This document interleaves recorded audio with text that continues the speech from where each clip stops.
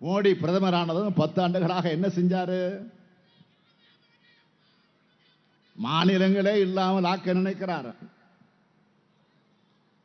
குஜராத் முதலமைச்சராக இருந்தவருக்கு இப்ப மற்ற முதலமைச்சராக பார்த்தாலே கசக்குது. மாநில உரிமைகளை பறிக்கிறாரு, மாநிலங்களுக்கு வர நிதியை தடுக்கிறாரு, தமிழ்நாட்டுக்கு ஒரு சிறப்பு திட்டம் கூட தர மறுக்கிறாரு, மாநில மொழிகளை புறக்கணிக்கிறாரு. எதை சரியா பண்றாரு தெரியுமா? விளம்பரத்துக்காக ஊருக்கு தகுந்த உடைய கரெக்டா அணிஞ்சிட்டு போறாரு. ட்ரெஸ் எந்தெந்த ஊருக்கு போறாரோ அந்த ஊருக்கு தகுந்த மாதிரி ட்ரெஸ் மட்டும் போட்டுக்கிட்டு போயிடுறாரு.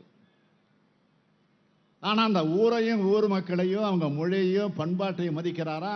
இல்லையே. சமஸ்கிருதத்துக்கு நிதியை அள்ளி கொடுத்து விட்டு அன்னை தமிழுக்கு கிள்ளி கூட தரமாட்டேங்கிறாரு. கூட்டாட்சின்னு சொல்லுவாரு, ஆனா காட்டாட்சி நடத்த அத்தனை வேலையும் பார்ப்பாரு. அதனால்தான் அவரால் மக்கள் கிட்ட தன்னோட ஆட்சி சாதனைகளை சொல்லி வாக்கு கேட்க முடியல. உடனே என்ன பண்றாரு? பழைய சம்பவங்களை பத்தி பொய்யான கதைகளை சொல்லி அதன் மூலமாக மக்களை குழப்பி ஏமாத்தி தேர்தல் ஆதாயம் அடையலாமா முடியுமா அப்படின்னு முயற்சி பண்றாரு. அதுக்கு தான் இப்ப கச்சத்தீவு பிரச்சனை பத்தி பேசுறாரு. இந்திய அரசு கச்சத்தீவை இலங்கைக்கு கொடுத்ததை பத்தி இப்ப பாஜக பேச ஆரம்பிச்சிருக்கிறாங்க. ஆனா நடக்கிறது என்ன? இது அவங்களுக்கு எதிராகவே திரும்பிடுச்சு. தேன்கூட்ல கையை வச்சாப்புல இப்ப பாஜக மாட்டிக்கிட்டு தவிக்கிறாங்க. 2014 ஆட்சிக்கு வந்த பாஜக உச்சநீதிமன்றத்தில் என்ன சொல்லுச்சு? கச்சத்தீவை மீண்டும் வேணும்னா இலங்கை அரசோடு போர்ல தான் ஈடுபடணும்னு உச்சநீதிமன்றத்தில் சொன்னாங்க. இந்த 10 ஆண்டு காலத்தில் பிரதமர் மோடி எத்தனை முறை இலங்கைக்கு பயணம் செஞ்சார்? அப்போதெல்லாம் ஒரு முறையாவது கச்சத்தீவை திரும்ப கேட்டிருக்காரா? இலங்கை அதிபரை சந்திச்ச போதெல்லாம் கச்சத்தீவு இந்தியாவுக்கு தான் சொந்தம்னு சொல்லி இருக்காரா? அப்பவெல்லாம் கச்சத்தீவு மோடியோட ஞாபகத்துக்கு வரல. நேரு காலத்தில் நடந்தது, இந்திரா காலத்தில் நடந்தது எல்லாம் ஞாபகம் இருக்கக்கூடிய மோடிக்கு 2 ஆண்டுகளுக்கு முன்ன நடந்த ஒரு நிகழ்ச்சி ஞாபகம் இருக்கா? மாண்புமிகு மோடி அவர்களே, கடந்த 2022ஆம் ஆண்டு மே மாதம் 26ஆம் நாள் சென்னைக்கு வந்து நேரு உள் விளையாட்டரங்கத்தில் ஒரு நிகழ்ச்சியில கலந்துக்கிட்டீங்க. அந்த நிகழ்ச்சியில ஜிஎஸ்டி நிலுவைத் தொகையை தரணும், நீட்டுக்கு விலக்கு அளிக்கணும்னு சில கோரிக்கைகளை நான் வச்சேன். அந்த கோரிக்கைகளை முதல் கோரிக்கையா நான் வச்சது கச்சத்தீவை மீட்டெடுக்கணும், மீனவருடைய பாரம்பரிய உரிமைகளை நிலைநாட்ட வேண்டும் என கோரிக்கை வச்சேன். ஞாபகம் இருக்கா? அந்த கோரிக்கை மனுவையாவது இதுவரை படிச்சு பார்த்தீங்களா? எத்தனை கதைகள், எத்தனை நாடகங்கள்.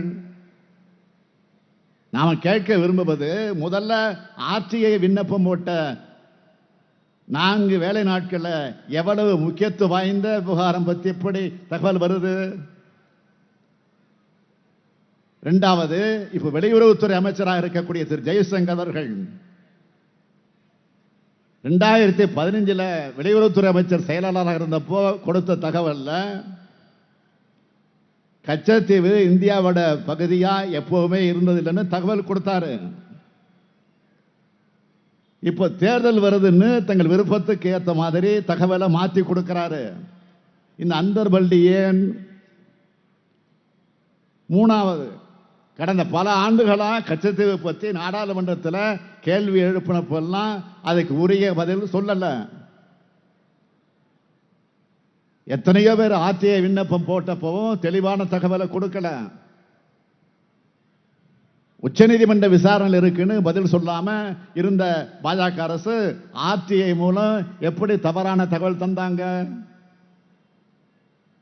பாஜகவை சார்ந்த ஒரு தனிநபருக்கு எப்படி வெளியுறவுத்துறை நாட்டினுடைய பாதுகாப்பு தொடர்பான ஆவணங்களை கொடுத்திருக்காங்க? நான்காவது, கச்சத்தீவுக்காக இப்போ திடீர் கண்ணீர் வடிக்கக்கூடிய பிரதமர் மோடி கடந்த 10 ஆண்டுகள்ல வரலாறிலே இல்லாத அளவுக்கு மீனவர்கள் கைது, துப்பாக்கி சூடு நடந்தத ஒரு கண்டிப்பு இலங்கைக்கு செய்தாரா? ஏன் செய்யல? அஞ்சாவது, இப்போ நேற்று ஒரு செய்தி வந்துச்சு, சீனா பத்தி அதுக்கு மோடி வாய் திறந்தாரா? அருணாச்சல பிரதேசத்தோட பல பகுதிகளுக்கு சீனா சொந்தம் கொண்டாடுது. 30க்கு மேற்பட்ட இடங்களுக்கு சீன மொழியில பெயர்களை வெளியிட்டு இருக்க. அதுக்கு என்ன சொல்ல போறீங்க?